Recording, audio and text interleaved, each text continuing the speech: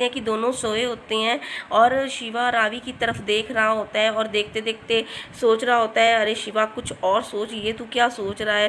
फिर वो अपना ध्यान कहीं और लगाता है और सोचता है जो आज दिन में हुआ उस सब के बारे में सोचता है और सोचता है भी कैसे ऋषिता ने आकर सारा कुछ सारा मतलब बताया और सारे सबूत दिए और पंड्या स्टोर को बंद होने से बचा लिया। और वे फिर सोचता है कि ये ऋषिता भाभी भी ना ये धोनी की तरह है, एंड में आकर सारा मैच जिता देती हैं और एंड में आकर उन्होंने हमारे सारे परिवार को बचा लिया। वो ऋषिता के बारे में सोच ही रहा होता है, तब उसका ध्यान फिर रावी की तरफ जाता है और वो देखता है कि रावी की गाल पर एक मच्छर बैठा हुआ होता है।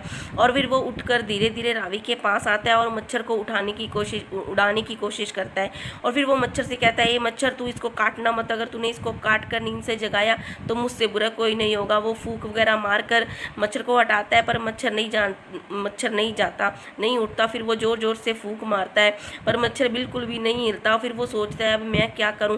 फिर वो रावी के मतलब गाल पर ही मच्छर बैठा रहता है, तो फिर वो एक कपड़ा लेकर कपड़े से हवा करता है कि मच्छर उड़ जाए। मच्छर उड़ जाता है, फिर वो तालियां बजाकर और मच्छर आते हैं तो उनको मारने लगता है और इससे रावी जग जाती है। तो शिवा उसको कहता है कि ये मच्छर था। फिर रावी देखती है कि हाँ सच में कमरे में मच्छर है, तो फिर वो उठकर बैठती है तो उसकी गाल पर एक और मच्छर आके बैठ जाता है और शिवा मच्छर उड़ाने लगता है, तो वो उसके गाल पर एक छोटी सी हल्की सी चपेट लगा देता है, जिसे देखकर रावी ये सोचती है कि शिवा ने जानबूझकर उसको चपेट मारी है।